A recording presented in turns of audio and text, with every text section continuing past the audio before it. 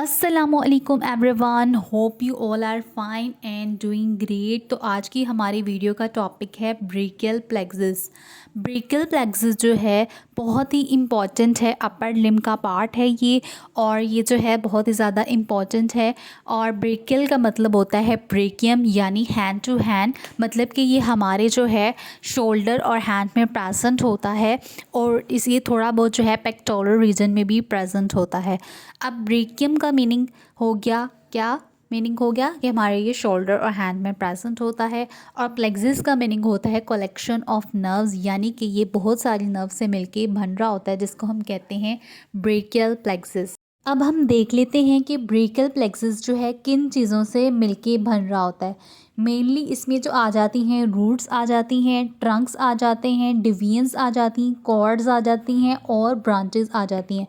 अब मैं आपको एक निमोनिक बताऊंगी जिसके थ्रू जो आप ब्रेकियल प्लेक्सिस को इजीली लर्न कर सकते हैं।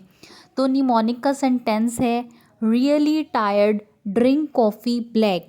रियली का आर ले लेंगे तो इससे बन जाएगा रूट्स बन जाएगा। टी का हम टायर्ड का हम टी ले लेते हैं जिससे ट्रंक बन जाएगा।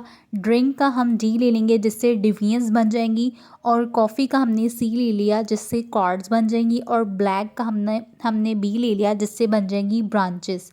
तो अच्छा जी, अब ये ब्रेकियल प्लेक्सस जो है इसके अंदर 5 रूट्स आ जाती हैं, 3 इसमें ट्रंक्स आ जाते हैं, 6 इसके अंदर डिवीजन्स आ जाती हैं और 3 ही कॉर्ड्स आ जाती हैं।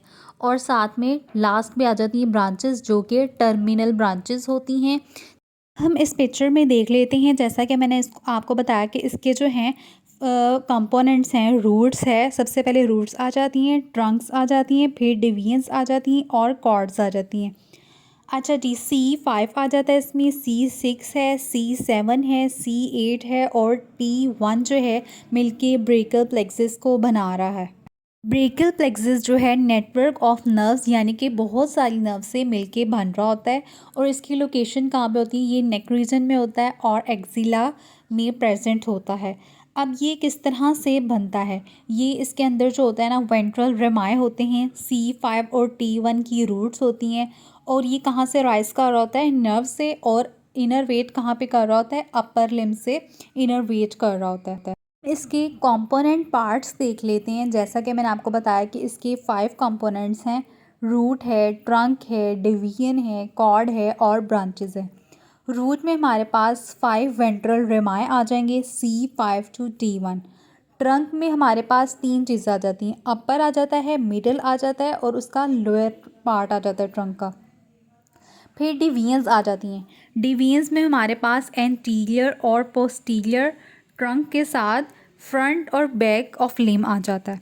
फिर कॉर्ड्स के अंदर लेटरल कॉर्ड आ जाती है, मीडियल आ जाती है और पोस्टीरियर आ जाती है। फिर हमारे पास ब्रांचेस, जैसा कि मैंने आपको पहले ही बताया कि टर्मिनल ब्रांचेस आती हैं। अब हम रूट्स की लोकेशन देख लेते हैं कि कहाँ पे होती है।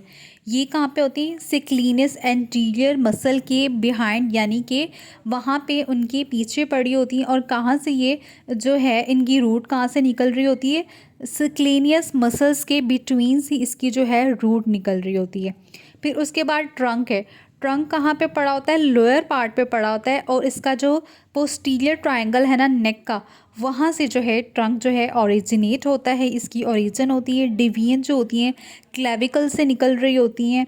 और उसके बाद कॉर्ड्स जो हैं वो अरेंज्ड होती हैं second part of axillary art in axilla. और इसके आगे से फर्दर 2 पार्ट्स आ जाते हैं, सुप्रा क्लेविकुलर पार्ट और इंफ्रा क्लेविकुलर पार्ट। जो सुप्रा क्लेविकुलर पार्ट है उसमें रूट्स आएंगी और ट्रंक्स आएंगे। और जो इंफ्रा क्लेविकुलर पार्ट है उसमें कॉर्ड्स आती हैं और क्या आती हैं? ब्रांचेस आ जाती हैं। अब यहाँ पे मैं आपको ब्रेकियल प्लेक्सस की पिक्चर जो है वो शो करती हूँ, जिसमें रूट्स आ जाती हैं, C5 to T1 आती हैं। फिर ट्रंक्स में हमारे पास सुपीरियर, मीडियल और इन्फीरियर आ जाती हैं। फिर उसके बाद जो है हमने जहाँ पे एंटीरियर पार्ट है वहाँ पे एंटीरियर लिखेंगे, और जो पोस्टीरियर पार्ट है वहाँ पे हम पोस्टीरियर लिखेंगे। फिर उसके बाद इसमें कॉर्ड्स आ जाती हैं, लेटरल आती है, पोस्टीरियर आती है और मीडियल आती है। अब हम जो है ब्रांचेस की बात कर लेते हैं कि इसमें कौन कौन सी नर्व रूट आ जाती है। डोर्सल स्कैपुलर नर्व पे हमारे पास C5 की रूट आएगी। और नर्व टू सब क्लेवियस पार्ट पे हमारे पास C5 और C6 आएगी। लॉन्ग थोरेसिक नर्व पे कौन सी रूट्स आ जाएंगी? C5, C6 और C7। अब जो मस्कुलर ब्रांचेज हैं उन पे ऑल रूट्स आ जाती हैं, जैसे कि सिक्लिनियस मसल्स, लॉन्गियस कोलाई मसल्स आ जाएंगी। और C5 रूट पे कौन सी नर्व आ जाएगी? फेरेनिक नर्व आ जाएगी। फिर अब ट्रंक में जो है वो अपर आ जाएंगी और स्कैपुलर नर्व आती है, साथ में C5 और C6 की रूट आ जाती है। और ब्रांचेस जो हैं डिवीजन पे कोई भी नहीं आ रही होती। अब हम जो है ब्रेकियल प्लेक्सस में नर्व्स देख लेते हैं, कॉर्ड्स देख लेते हैं। लेटरल कॉर्ड आ जाती है हमारे पास, मीडियल कॉर्ड आती है और पोस्टीरियर कॉर्ड आती है। अच्छा जी, इसमें अब हम देख लेते हैं नर्व रूट कौन सी आती है। लेटरल पेक्टोरल पे हमारे पास C5, C6 एंड 7 आती है।